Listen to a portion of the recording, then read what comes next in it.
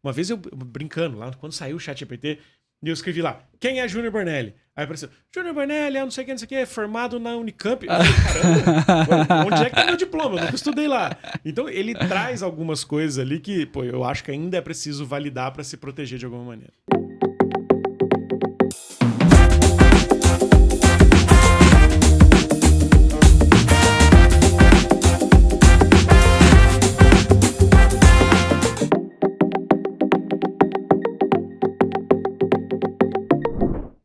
Olá para você, seja muito bem-vindo, seja muito bem-vinda. Primeiro episódio do Conversas Digitais, esse nosso espaço para falar sobre tecnologia, inovação, mercado e vou ser sincero contigo, friozinho na barriga, né? Porque colocando um projeto novo na praça, a gente fica um pouco tenso, mas o papo hoje promete. E deixa eu me apresentar, eu sou o Tássio Veloso, sou jornalista especializado em tecnologia, cubro esse setor, tem um tempinho aí já de trajetória e eu vou te acompanhar então nessas conversas e junto comigo pessoas de muito gabarito que entendem dos assuntos que a gente vai tratar para ir descomplicando.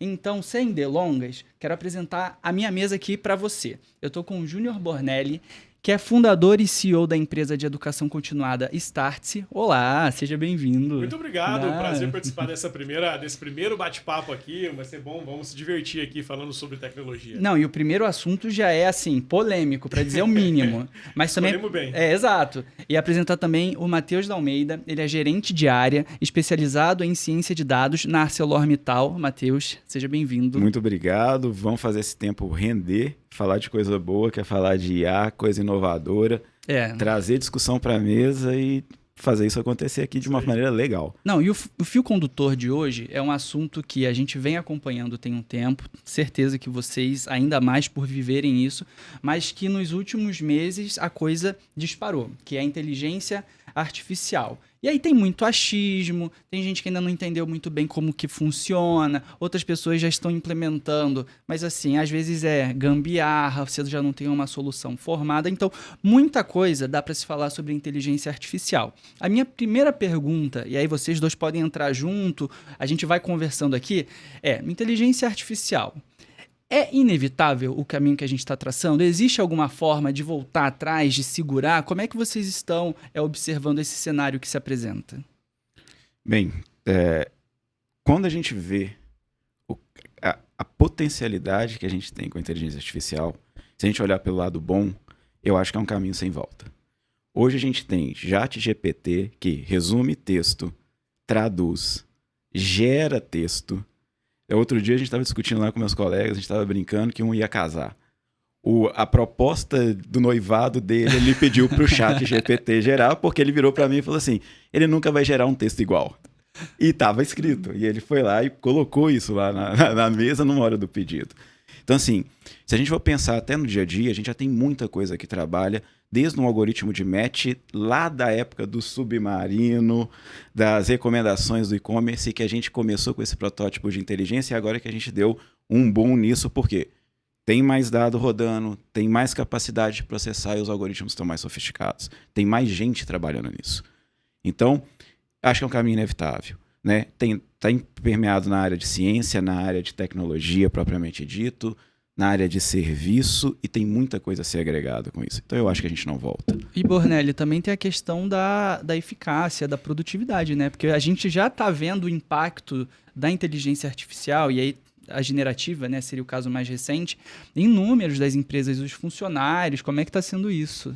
Cara, eu primeiro eu concordo. Acho que é inevitável essa história da inteligência artificial. É mesmo quando a gente olhar para o mundo da internet lá atrás e achar que isso não ia acontecer, para o smartphone achar que isso não ia acontecer. É um novo momento, um espaço-tempo que a gente está vivendo agora. Muita coisa vai vir daqui para frente. Agora, o que eu acho que é interessante nesse ponto que você tocou é que a primeira onda de impacto, quando a gente fala de inteligência artificial, a gente começa a pensar, meu Deus, meu emprego vai sumir, vão mudar todas as empresas, vão fazer isso, vão fazer aquilo. Isso pode acontecer. Mas a primeira onda de impacto é na eficiência. Como é que as empresas ficam mais eficientes dentro de casa? Como é que eu faço mais com menos? Como é que eu potencializo aquelas pessoas, aquelas atividades que a gente exerce? Esse, para mim, é o grande impacto. A primeira onda vai ser por aí. E eu acho que é muito por aí mesmo, porque olha só que interessante que o Júnior está trazendo. Esse medo que o pessoal tem do tipo, peraí, eu vou perder meu emprego porque alguém vai automatizar o que eu tenho. na verdade, acaba nem sendo tanto a essência dos projetos de IA. Na verdade, é muito mais você ampliar a capacidade da pessoa em fazer análise, porque nós, como seres humanos, a gente tem uma capacidade limitada de avaliar variáveis. A gente consegue ver em 3 dimensões, a quarta a gente supõe, imagina uma coisa com 15 dimensões, 50 dimensões se correlacionando. E aí que eu acho que é onde a IA e os métodos que ela traz brilham. Que é o quê? Você dá uma possibilidade para a pessoa de ampliar ou de melhorar, inclusive, o trabalho dela, que afeta a produtividade, melhora a performance e gera novas oportunidades, que é o que todo mundo está procurando. Se a gente for aplicar isso em business de verdade, nós estamos falando que eu quero ampliar performance, quero ampliar, ter mais oportunidade. Eu quero gerar oportunidade, eu quero gerar novos negócios, eu quero potencializar negócios. Poxa, isso é uma puta ferramenta para a gente trabalhar com isso. E assim, quando você menciona, né, de a IA que chega junto, mas que não substitui, a gente vai falar daqui a pouco sobre empregos, mas eu lembrei da Microsoft, porque todas as soluções que eles têm colocado no mercado, eles chamam de copiloto. Então é copiloto disso, copiloto daquilo, do sistema, do Word. Então ainda precisa ter ali um ser humano que está dirigindo, nem que seja para dar o prompt e depois determinar o que vai valer para ele, né? Porque também é praticamente limitado o número de coisas que a IA pode gerar, acertando, errando, mas você tem que fazer algo que seja de acordo com os valores da empresa, por exemplo, ao escrever um texto. E eu acho que tem uma coisa interessante nesse ponto, é que assim, a inteligência artificial ela nos potencializa, né? Ela nos permite fazer muito mais do que a gente poderia fazer sozinho, consegue fazer uma quantidade de análise muito maior do que a gente poderia. E ela, o que ela deve causar é uma necessidade em todos nós de evoluir sobre o aspecto do nosso trabalho, sobre como a gente faz as coisas. Gosto muito de mostrar o exemplo de um designer, por exemplo. Poxa, o designer é o cara do traço refinado, é quem tem o bom gosto, é quem faz a arte. Esse profissional tá vendo um monte de algoritmos aparecerem aí que fazem, a partir de texto, designs incríveis. Então, o que vai acontecer talvez com esse profissional? Ele vai ter que mudar a forma de atuar. Ele vai ter que ser talvez muito mais um diretor de arte que sabe fazer os melhores pedidos do que, de fato, a pessoa que vai lá e traça, e desenha o traço. Então, essa mudança de perspectiva, ela vai ser necessária para a gente encarar a inteligência artificial como algo positivo. Porque os benefícios são inúmeros, e a gente já consegue imaginar imensamente como a nossa vida pode ser melhor. Também tem os riscos das coisas ruins, mas a gente ainda sabe que a potência disso ela é muito positiva. Né? A grande dúvida que eu acho, Júnior, em relação a isso, é o medo que as pessoas têm delas não evoluírem no seu conhecimento. Vamos pegar um caso bem simples aqui, que deve estar ligado aqui na área de TI que a gente trabalha, né, ou perto da tecnologia, que é, por exemplo, o GPT gerando código. Olha que interessante, a gente tem uma ferramenta super legal que você coloca lá seu código, pede para otimizar, ele otimiza, te dá um código legal. Mas se você for pensar, vamos pegar o caso do GPT, que ele é muito legal mesmo. Ele não vai ser treinado constantemente. Se a gente for parar para pensar, um ano de TI equivalem a mais ou menos 5 anos normais na linha do tempo. Ou seja, a gente evolui muito rápido. Então, imagina que agora ele está gerando um código para você, mas que em 2 anos já está deprecado, ou seja, já não está mais valendo. E como vai ser você ter o senso crítico de saber que aquilo ali está atualizado ou não? Ter o senso crítico de falar, pô, ele está produzindo uma coisa legal ou não está produzindo legal? Igual, por exemplo, as IAs que geram textos, geram imagens, a gente já detectou também que tem coisas que elas estão inserindo ali que não são corretas. E o senso da pessoa para julgar, isso não vai desaparecer.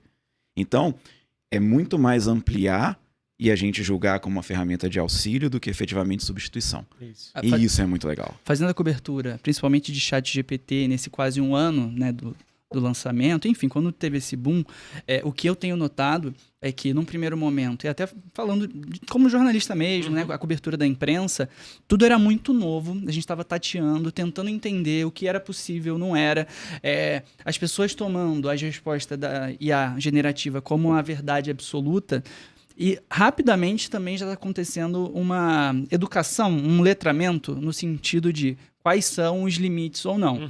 Aqui a gente está falando para uma bolha, pessoas que já são de alguma forma envolvidas nisso, mas a impressão que eu estou tendo é de que rapidamente também os usuários, os colaboradores, enfim, as pessoas elas vão entender quais são os limites ali do que a IA consegue fazer ou não, E aí compreender quais são esses avanços, no tipo do o código que já ficou muito antigo, desatualizado, até as informações, né, no caso do ChatGPT, que vai até uma determinada data. Então isso tudo também influencia. Eu acho que isso, desculpa, eu acho que isso é muito, a gente tem uma potência muito grande em relação à inteligência artificial. A gente não sabe onde esse negócio vai parar. Por isso que eu acho que é muito importante que todo mundo tenha uma atitude proativa em relação a isso, né? Assim, a coisa mais importante hoje é usar, experimentar a inteligência não tenha artificial, medo. né? E parece que esse negócio é um negócio que nasceu no ano passado, né? Mas vocês falaram muito bem sobre esse negócio estava escondido aí há muito tempo. Pô, eu tava vindo pra cá agora de carro. Quem me trouxe pra cá, escolheu meu caminho, foi um algoritmo de inteligência artificial do Waze baseado num monte de coisas. O filme que eu vou ver hoje à noite na Netflix tá baseado num algoritmo que me conhece talvez melhor do que eu. Só que é a primeira vez que a gente toca na inteligência artificial, né? A primeira vez que a gente consegue colocar a mão nesse negócio. Então, a melhor coisa a se fazer agora é experimentar. Porque experimentando a gente consegue perceber o que funciona, o que não funciona, o que é legal pra gente, o que não é, o que é risco, o que é oportunidade, né? E a gente tem que tirar um mito de que ela faz tudo. Exato, é impossível. E é impossível fazer tudo, mas que ela ajuda muito é uma coisa muito legal. Muito. Você saber aplicar, ela te dá uma mão na roda, definitivamente. E a gente tá aqui defendendo que tem que testar, tem que ver como é que funciona. Muitos deles são de graça, funcionam no celular, pelo menos as funções mais básicas. Maravilha, lindo. Só que eu lembro de pelo menos 2 manifestos de organizações da sociedade civil falando de risco, de extermínio, uma palavra mais ou menos assim, um muito famoso assinado até pelo Elon Musk, que estava lá no meio da galera. Skynet. Então, e esses movimentos, até de pessoas da indústria que tentam segurar, tentam colocar o contraponto da inteligência artificial. Como é que vocês estão observando isso, então? Vocês ficam alarmados? Eu confesso que eu fico e tento acompanhar. E vocês? Existe uma preocupação. Eu acho que a gente vai passar a bater em barreiras éticas, a gente vai parar em questões de viés de análise, que é uma coisa muito importante. Então, se a gente traz isso para o âmbito de sociedade, viés ético, né, questão de igualdade entre pessoas, a gente começa a trabalhar num outro campo, que é o quê? Há um mito, aí eu não sei se você concorda comigo, João, você pondere também, mas o pessoal acha que todo mundo pensa assim, o que é o IA? Quando você fala que a gente tem que tocar mais, o pessoal acha que é uma coisa mágica, que você pega, fala assim, tá aqui todos os dados do meu banco de dados, do não sei da onde, joga uma IA ali, ela vai mastigar e vai sair com uma resposta mágica, né? E não é bem assim. Existe todo um estudo por trás. Então, elas são métodos, todo mundo tem que entender que IA é método. Tem estatística ali. Estatística é uma ciência que automaticamente, é uma disciplina que automaticamente já admite que ela erra. Então, o erro está presente lá dentro. Então, a gente tem que saber que ela vai errar, e esse erro tem que ser tolerante, a gente tem que saber se a gente é tolerante com ele ou não, é a primeira coisa. Isso a gente vai errar em tudo. Vai errar em número, vai errar em decisão de IA, um monte de coisa. Isso vai acontecer. Se esse erro é pequeno, se é grande para o contexto, o impacto desse erro não é. Se eu fazendo uma analogia ao processo produtivo lá na Celó, por exemplo. Quando eu vou colocar uma IA, ou se eu for colocar uma IA numa linha produtiva, a primeira pergunta que eu tenho que ver é qual é a acurácia e se o meu processo admite o erro que pode acontecer. A segurança, né? A segurança. E aí, se ele comporta, isso não é diferente. E essa mentalidade que o pessoal tem de que a IA é uma coisa que você joga mágica e que ela gera coisas maravilhosas do nada, não é bem assim, porque existe um estudo, existe o cientista de dados, e o cientista tem cientista no nome, não é porque é charmoso, é porque é estudo. Ou seja, o cara vai ali e vai falar, pô, se eu estiver aprendendo que na minha hierarquia só tinham pessoas do gênero masculino, se eu projetar isso, ela vai ter essa tendência. E a pessoa tem que ter a sensibilidade. Como eu quebro essa tendência? Como eu deixo isso mais homogêneo? Aí a gente começa a tocar nesses pontos que você falou. Isso é muito importante pensar. Você falou bem, a inteligência artificial ela é uma ciência, ela é uma tecnologia probabilística, né? Ela não adivinha nada, é probabilístico. Então, a grosso modo, funciona meio assim. Todo mundo sabe que o céu é azul. Mas se 70% da população hoje entrar na internet e escrever o céu é vermelho, o céu é vermelho, o céu é vermelho, a probabilidade dela te dizer que o céu é vermelho existe. Porque ela é uma informação, é uma tecnologia probabilística com base nos dados que estão espalhados por aí. Então, se tem dado certo e tem dado errado, ela pode trazer uma informação que não é consistente ou que é inconsistente. E outra coisa é, a IA ela nos permite ser mais personalísticos, né? Então, Poxa, a gente poderia fazer uma pergunta aqui. Qual é o melhor livro de Monteiro Lobato? A gente talvez tenha uma opinião aqui, existe um consenso que o melhor livro é o livro X. Agora, se eu pergunto de um jeito diferente, qual é o melhor livro de Monteiro Lobato para mim, que gosto de biografias, que gosto de ficção e que gosto de ciência? A resposta vai ser diferente. Porque ele consegue trazer uma personalização com base em um monte de coisas, com base em um monte de estatísticas. Então, tem um jeito especial de olhar para isso, mas tirando esse viés de que é uma coisa mágica. Mas olha, o contraponto aqui é que quando você vê as demonstrações que as próprias empresas, né, as Big Tech têm feito de IA, é sempre a varinha de condão para fazer as coisas. Eu uso um aplicativo de anotações e aí de vez em quando eu utilizo IA não para gerar o conteúdo, mas muitas vezes para organizar. Tipo, tem uma tabela de cidades numa determinada situação e eu preciso reformatar essa tabela para caber numa matéria.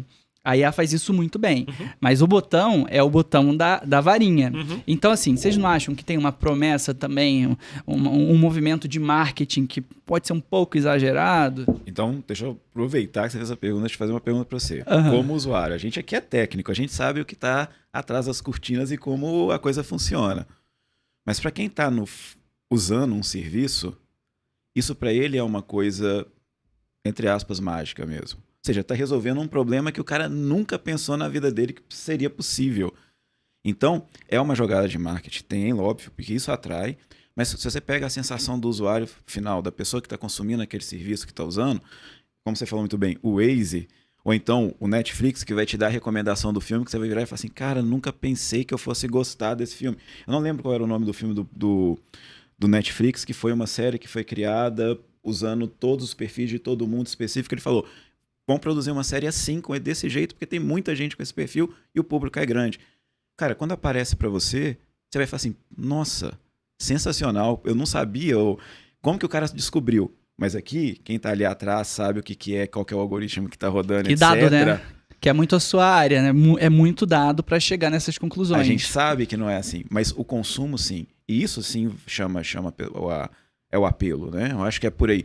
Até a gente, para trabalhar com os usuários em projetos, isso é uma pegada legal. Porque você está olhando você está resolvendo um problema que o cara achava que tipo assim, não, precisava de muita análise, é muita coisa. Tá me entregando pronto.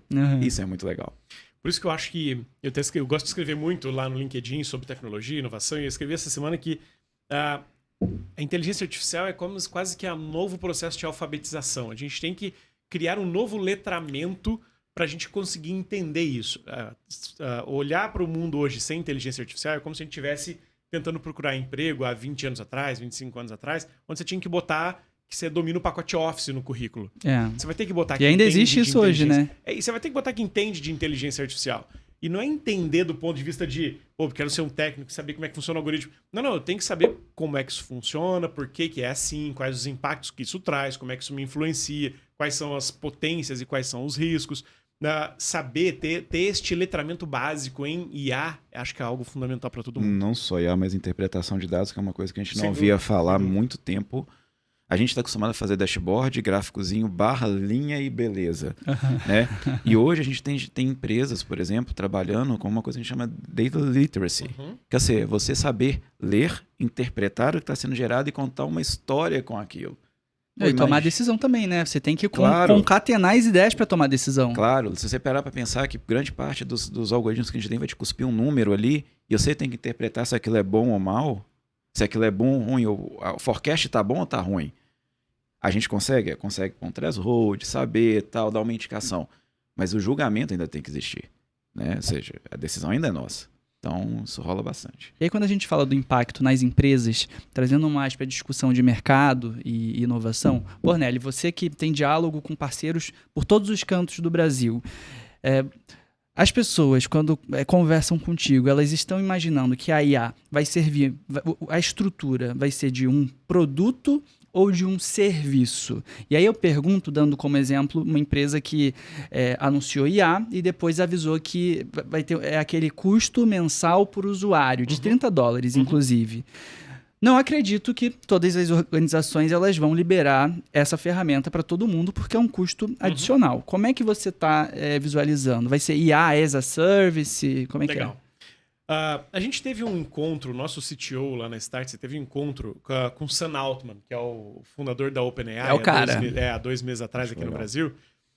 E ele disse o seguinte, acho que essa é uma dica de ouro que ele deu, e obviamente era um encontro onde não tinha nada que não pudesse ser dito, era para 20 pessoas, mas ele disse o seguinte, tudo que for assistente de alguma coisa, a gente vai fazer, a OpenAI vai fazer. Então ele está dizendo assim, se você hoje está investindo em criar um assistente de investimento, um assistente de atividade física, um assistente de saúde com AI, cara, a gente vai concorrer. Então eu não acho que vai existir um processo definido de a inteligência artificial vai ser como serviço, a inteligência artificial vai ser um produto. Eu acho que vão existir as grandes plataformas que vão oferecer isso gratuito mesmo. Google vai oferecer isso gratuito, a Microsoft via OpenAI vai oferecer isso gratuito, porque elas querem trazer as pessoas para dentro das suas plataformas. O jogo delas é outro. Mas você acha que vai ser a nível de integrar com os softwares que são usados pelas empresas? Porque uma coisa é a solução free, mas que não sabe o que tem na empresa, né? Eu acho que sim, porque assim, todo mundo vai começar a te oferecer isso, porque o usuário vai desejar esse negócio. Então, como você falou, os $30 para usar determinado software, determinado pacote de softwares. A princípio parece caro, né? $30, aqui no Brasil, R$150. Tudo depende. Mas o ganho de produtividade é Tudo tamanho depende. que o valor faz com que o preço fique relevante, né? Microsoft Copilot. Exato. Microsoft Copilot, a proposta dela é que o Copilot esteja no seu pacote Office normal. Então, por exemplo, o que ele está propondo? Você está na sua meeting lá no Teams, bonitinho, ele está escutando ali, gerou sua ata de reunião. Aí você fala, você pega um cara que o salário dele é alto, ele tem... Quanto tempo ele vai levar fazendo uma ata de reunião? É muito mais que a da licença que você está pagando ali naquele momento. Já automatizou a vida dele. Separação de e-mail é uma coisa que ele também está propondo, ou seja, priorização dos seus e-mails automáticos. Né? O Google já faz isso no Gmail há algum tempo. Você vê uma coisa nova. Eu uso um aplicativo que diz que organiza, mas não funciona muito bem, não. Não. Esse teu exemplo do Teams ele é muito bom, porque, olha só, o time de vendas, por exemplo, às vezes usa muito Teams para fazer reunião. Direto. O Teams tem uma promessa de uma próxima atualização onde, poxa, eu fiz 20 reuniões de vendas ao longo do dia. No final do dia ele te dá um feedback de como foram as ligações, quais são os melhores argumentos, como é que você faz para ter ligações melhores no outro dia. Então, os $30, eles bem usados, eles ficam baratos em relação à produtividade. E se bobear, você nem precisa ficar ligando também para todo mundo e gerando esse constrangimento. Total. Mas eu acho que o mais importante dessa história toda, assim, os benefícios são claros. Os benefícios são claros e acho que serão imensuráveis. Se a gente começa a descer para áreas como saúde, então, cara, nem se fala. Senão, o que você tem visto? Cara, primeiro a gente começa em diagnósticos, né? Poxa, os algoritmos são muito mais capazes. E, obviamente, não é porque o ser humano é incapaz de, né? Mas é porque a capacidade de processamento, de análise, de comparação, de olhar uma tomografia, de examinar uma mancha na pele, com muito mais acurácia do que um ser humano, de dizer se aquilo lá é uma doença, se aquilo não é, se aquilo precisa ser visto com mais atenção, se não precisa. Então, imagina uma fila de SUS de pessoas esperando exames que precisam de um médico para dar um laudo que ainda levanta o raio-x e olha na luz. Então, só aí em diagnóstico tem um ganho gigantesco de tempo, de vidas, de custos, sem falar do resto do que a gente consegue enxergar ainda em IA na saúde. Né? Fato. Se você parar também e pensar, transporte público, customer service. Então, por exemplo, áreas como varejo, o que eles podem se beneficiar, por exemplo, né? Todo mundo passa raiva com o call center, né? Todo mundo liga lá e fica 40 minutos. Imagina hoje com a capacidade que a gente tem de processar a linguagem natural, a gente começar a ofertar serviços mais assertivos e mais rápidos. Totalmente viável. Né? Você consegue fazer uma integração com o sistema para fazer uma operação, fazer um contrato, né? A parte jurídica para fazer a interpretação daqueles processos enormes. Imagina você pegar o processo de 10 anos, você mandar uma inteligência ler e falar assim, resume nos principais pontos para mim. E ele te dá todos os tópicos que são relevantes daquele processo. O tempo que você economiza, por exemplo, para entender. Uma interpretação, um prognóstico, isso é muito valioso. E o ganho de tempo que você tem, a gente está olhando sempre falando muito de custo, performance, etc. Mas o exemplo do SUS é bem legal. Imagina a qualidade de vida que a gente dá e a qualidade de serviço que a gente pode agregar. E o custo, né? A redução de custos para o sistema, para o país. Como um né? todo. Então, fato. Os benefícios, eles são claros. Agora, existem, de novo, as coisas que são consequências disso. Por exemplo, o Fórum Econômico Mundial soltou há um mês, mais ou menos, um relatório sobre o futuro do trabalho.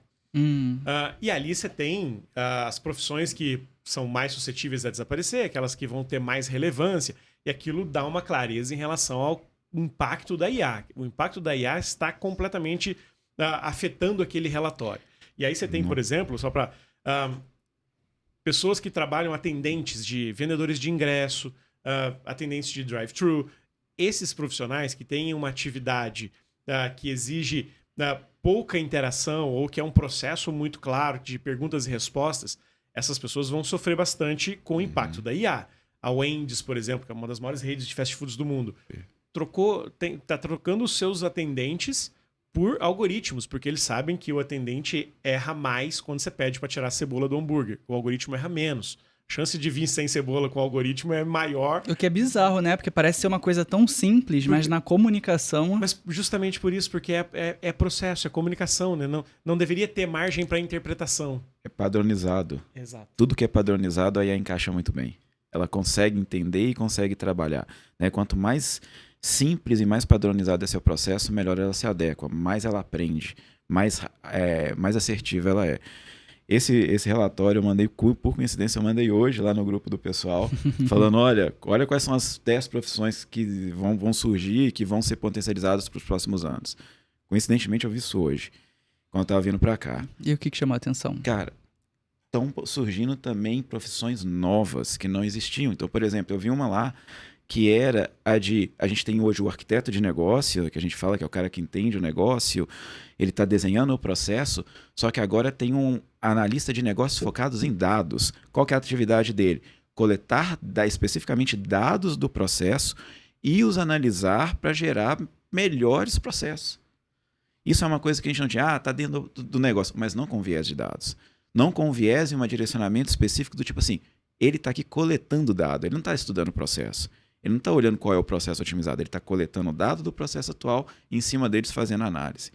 Cientista de dados apareceu lá, acho que na 6ª ou 7ª posição. Os engenheiros apareceram, os engenheiros de dados também apareceram, que já existem hoje. Né? Tinha mais uma que era a primeira, que era meio que uma mescla do cientista mais esse cara de negócio. Que eu achei interessante também, que ele fala, esse cara aqui ele tem que entender tanto do processo, como os dados se enquadram, e como que você pode processar esse cara para gerar valor. Senão são conclusões que não vão se falar para chegar numa decisão, numa mudança do processo, né? Foi. Não, a impressão que eu tenho vendo essas listas é de que a gente está só no começo. E assim, me lembra muito o início da internet comercial no Brasil, que ninguém imaginava, por exemplo, que dali a um tempo nós teríamos os especialistas em SEO produzindo conteúdo pensando no Google, que acabou dominando o campo das buscas. Então, agora, quais serão esses especialistas em dados que vão produzir ou criar maneiras de interpretar, de formular esses algoritmos para chegar a um resultado melhor. Porque assim, a gente está falando de várias ferramentas. E umas acertam mais e erram mais em determinadas funções e outras não. Então, vocês acreditam que daqui a algum tempo nós vamos ter algoritmos e ferramentas também muito específicos, do tipo, uma IA especializada num campo, num negócio X, e nesse ela é primordial, sim, mas no restante não vai fazer diferença? Eu acho que é uma possibilidade, porque como você disse, sobre o jurídico, né, o mundo jurídico. Por que as coisas funcionam bem? Quando elas são padronizadas. Então, tem as leis não deveriam ter interpretações diferentes do que está escrito ali, pode ter uma coisa aqui, mas via de regra, o objetivo é seguir a lei. Então, se aquilo é daquela maneira, vai existir ou vai surgir um algoritmo que é o melhor algoritmo para interpretação de leis, para jurisprudência, para fazer cálculos e imaginar se este processo cair com o juiz X, qual a probabilidade dele ganhar, dele perder. Enfim, isso sem dúvida nenhuma deve acontecer. Eu acho que vale lembrar uma coisa importante, que quando surgem, assim como foi na época da exploração do ouro, quando acontece essa descoberta de um novo ouro, a maioria das vezes quem mais ganha dinheiro são os vendedores de pá, né? São aquelas pessoas que utilizam as ferramentas para transformar aquilo numa ferramenta, fornece o apoio. Foi assim, talvez, no caso da NVIDIA, que hoje é a maior talvez é a empresa que mais ganha dinheiro com inteligência artificial hoje, talvez seja a NVIDIA, que bateu oferece o trilhão de placas, que oferece o hardware para aquele negócio funcionar. Então, muita gente vai ganhar dinheiro criando coisas em cima da IA. Né? E no campo da educação? Vocês já estão usando para alguma coisa? Cara, a gente está usando muito para nos ajudar a entender padrões, para nos ajudar a construir novos argumentos para criação de cursos, para criação de programas. Eu acho que uma das grandes vantagens que a IA vai trazer, talvez daqui a pouquinho ainda, vai ser a personalização, a personificação da educação. Nem todo mundo aprende do mesmo jeito, nem todo mundo consegue enxergar as coisas de um único ângulo. Quando você coloca as coisas em perspectivas diferentes, numa sala com 50 alunos completamente diferentes, você consegue entregar mais conhecimento direcionado para um, para outro, do jeito certo, do jeito errado. Eu acho que para nós, indivíduos como um todo, a inteligência artificial se tornou uma grande ferramenta de aprendizado. É até um pouco contrário, contraintuitivo dizer isso, mas a inteligência artificial já leu todos os livros, né? Sim. Ela já leu todos os livros. A gente nem sabe se ela deveria ter lido, né? Tem uma discussão aí, mas beleza. Ela já leu todos os livros. Então, o que a gente tem que fazer hoje? Eu tenho que ler mais livros, eu tenho que fazer boas perguntas para quem já leu todos os livros. Óbvio, é um cenário que a gente não dá para entrar porque gera muitas discussões, mas é um pouco disso. A informação está toda lá. Se a gente for muito bom em criar os melhores argumentos, a gente pode aprender muita coisa sozinho através do ChatGPT, do Bard, enfim, de outros que virão. Uma coisa que eu tinha notado aqui é que o ChatGPT, né, você mencionou, ele virou um aplicativo disponível nas lojas do Brasil recentemente. E aí tem o Bing Chat, que também está disponível aqui na região. O Google Bard demorou alguns meses a mais do que a chegada nos Estados Unidos. Então, dá para dizer que o brasileiro agora ele está bem servido, né, dessas ferramentas, dessas funcionalidades. E ao mesmo tempo que eu tenho sentido, principalmente assim nas últimas semanas, acompanhando busca, e até o que os leitores, seguidores falam comigo, é que tem caído um pouco o interesse pela inteligência artificial. Vocês estão com a impressão, de que o hype pode estar começando a passar, e 2, de que agora, talvez, quem é profissional mesmo, que não quer só testar lá o GPT, mas colocar na sua rotina, agora é um bom momento para entender como essa ajuda chegaria, passado, sabe, esse lançamento assim mais conturbado? Pô, eu acho que, primeiro, eu também vi esses dados sobre a queda do uso, a queda do acesso ao site do ChatGPT. Ela acontece também por alguns motivos. Primeiro que todo mundo no começo quer experimentar, quer olhar, tem gente que entra lá e pede para contar piada. Fica curioso. Segundo, porque também tem os aplicativos, você começa a dividir os acessos. Terceiro, porque existem mais concorrentes. Né? O Google começou a funcionar aqui, um pouco do acesso dividiu lá para o Bing, enfim. Eu acho que toda nova Você acha que o bolo, então, ainda está crescendo? Muito. Muito. A gente tem concorrente do ChatGPT que são gratuitos. E que a gente nunca ouviu falar. Isso. E que tem gente falando que é melhor em determinados aspectos. Tem gente que está falando que tem tecnologias para determinados assuntos, igual o do GPT, e que responde melhor em determinados assuntos porque são de nicho. Então essas coisas estão aparecendo agora. O bolo está ficando grande. Ô Bornelli, conclua. Não.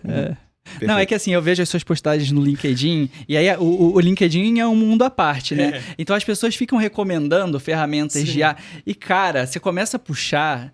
É um mundo que a gente fala desses big players, mas assim, a função específica para gerar o botão que você vai colocar e a taxa de clique é muito maior. Não, eu acho que assim, o bolo está crescendo, as pessoas estão descobrindo como usar, estão descobrindo novas funções, estão descobrindo coisas que elas nem imaginavam que dava para fazer.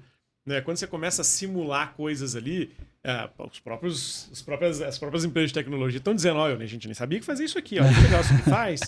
Que medo, mas que legal também. Mas que legal, porque assim, cara, eu acho, sabe, eu gosto de usar muito uma analogia, não sei se vocês acompanham ou gostam de Fórmula 1, por exemplo. O que acontece na Fórmula 1? Durante muito tempo, quando o campeonato está acontecendo, sempre uma equipe fica melhor que as outras. E quando ela fica melhor, ela fica muito melhor. E aí acontece do Schumacher ganhar 7 títulos, do Lewis Hamilton ganhar 7, do Max Verstappen agora ganhar 2, 3. E aí, quando uma equipe começa a ganhar demais, o campeonato fica chato. Porque a corrida começa, você já sabe quem vai ganhar. Tá sem graça. E aí, o que os organizadores do campeonato fazem? Quando ficou chato demais, eles mudam as regras. Aí volta todo mundo pra fase 0 e pra prancheta. Aí o último do grid, o último da fila, tem a chance de vir para o primeiro lugar. E a gente tá, na minha opinião, no mundo hoje, com a IA, todo mundo na prancheta de volta. Teve os que ganharam a competição quando a internet apareceu, teve os que ganharam a competição na época do computação gráfica, teve os que ganharam o jogo agora na época do smartphone, e agora a gente voltou para estaca zero. Depois do smartphone lá em 2007, do iPhone, nasceu todos os aplicativos que a gente tem aqui. Todos são depois de 2007, porque não existia essa plataforma de criação de negócios. E o que a gente tá vendo agora com a IA é uma nova plataforma de criação de negócios, onde tá todo mundo no zero, tá todo mundo aprendendo.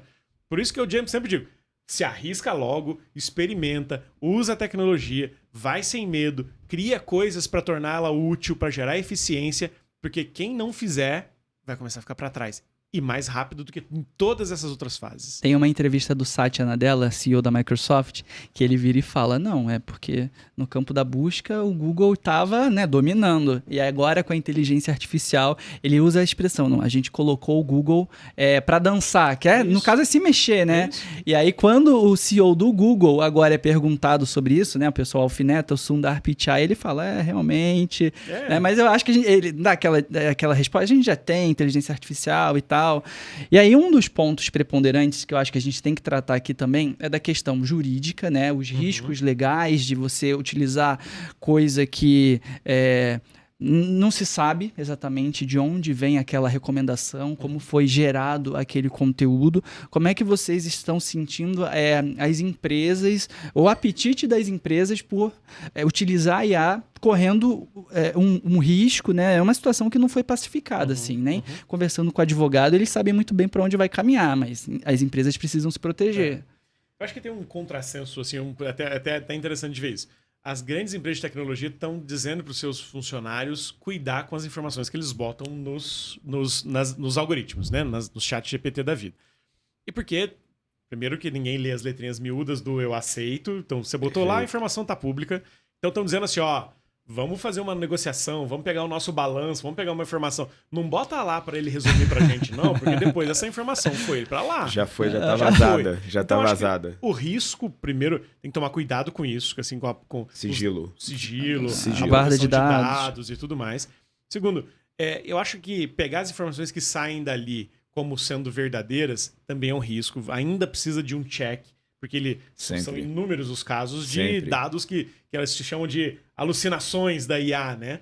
Você bota lá e te dá uma resposta que você fala assim, cara, uma vez eu brincando lá, quando saiu o ChatGPT, eu escrevi lá, quem é Júnior Bornelli? Aí apareceu, Júnior Bornelli não sei o que, formado na Unicamp. Eu falei, caramba, onde é que é meu diploma? Eu nunca estudei lá. Então ele traz algumas coisas ali que, pô, eu acho que ainda é preciso validar para se proteger de alguma maneira. Mas tem um caso também que você está abordando, que é a gente entra numa seara quando a gente começa a automatizar e pôr decisões na mão de alguma coisa que a gente não compreende, que gera um certo medo, né? Um certo receio.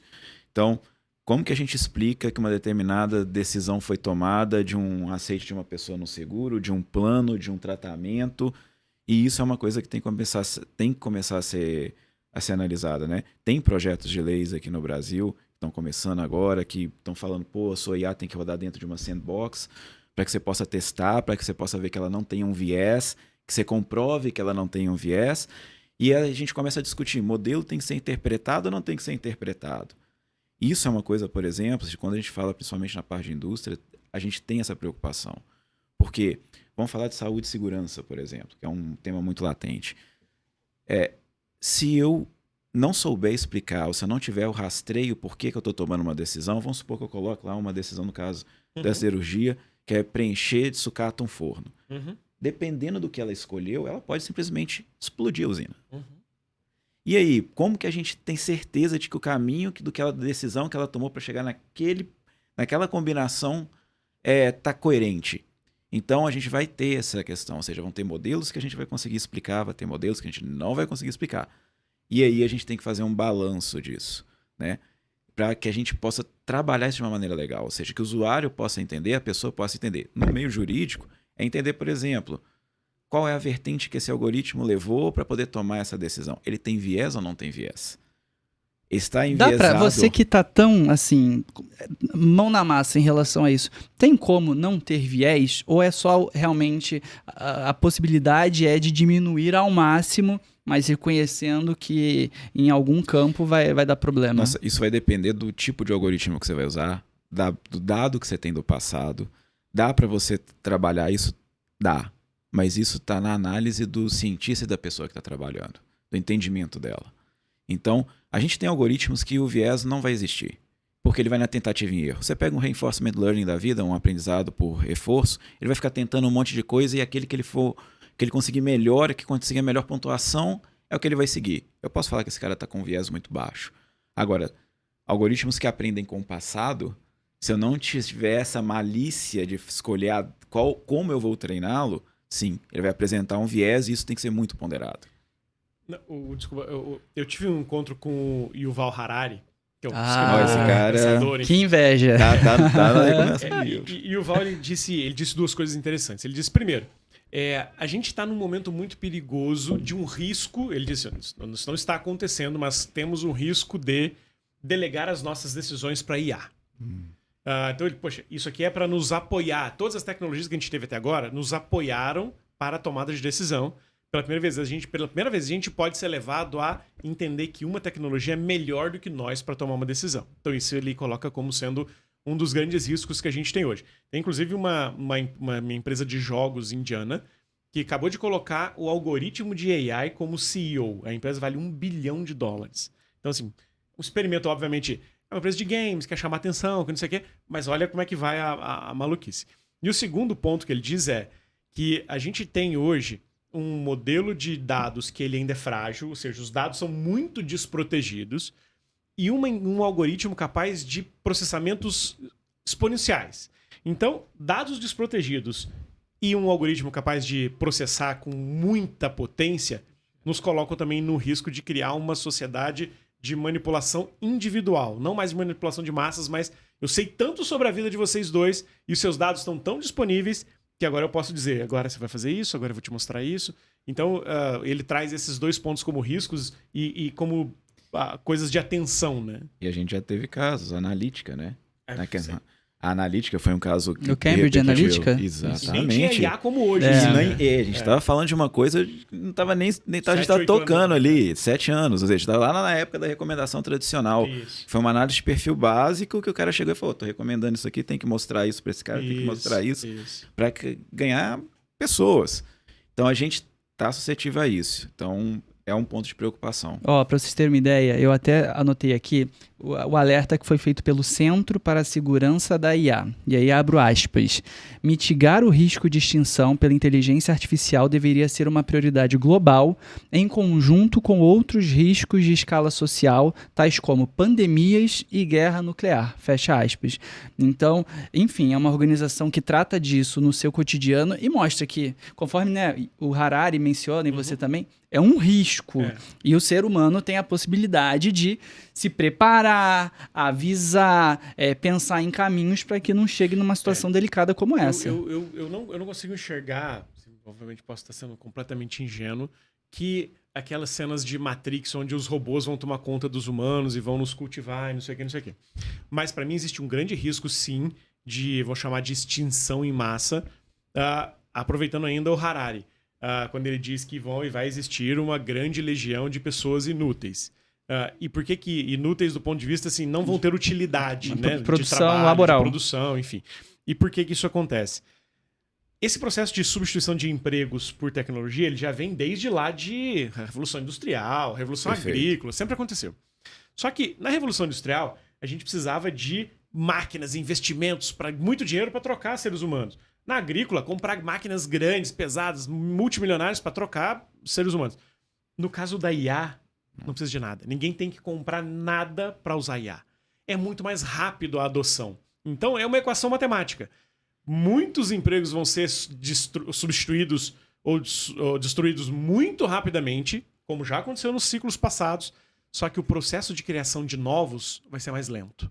Então vai ter um desequilíbrio na balança. E o que a sociedade faz, né, nessa hora? É uma disrupção. Eu acho que o termo disrupção que usam para muita coisa aqui está o exemplo perfeito que cabe no dicionário. E o viés do que a gente tem de sempre aceitar uma sugestão quando ela é muito boa. E ela está muito ligada a gente. A gente estava fazendo um trabalho um tempo atrás, quando ainda estava fazendo pós, discutindo com o pessoal da pós-graduação. A gente discutiu justamente esse viés, que é o quê? Todos os algoritmos que a gente tem de ads prendem você numa bolha. Ou seja, é a sugestão que te dá aquilo que você quer, do jeito que você quer e que te agrada. Então ele fica ali toda hora massageando o seu eguinho, você tá lá assim. E você passa a ficar acostumado com isso. E aí, qual que é a grande questão? A gente estava discutindo fórmulas de escape disso. Ou seja, peraí, eu te ofereci tanta coisa boa, agora deixa eu te incomodar um pouquinho, trazer uma coisa que você não gosta pra você saber que existem coisas diferentes. Então, existe... o livro do Ivo é perfeito, porque o viés de você ficar acostumado e você seguir tão piamente...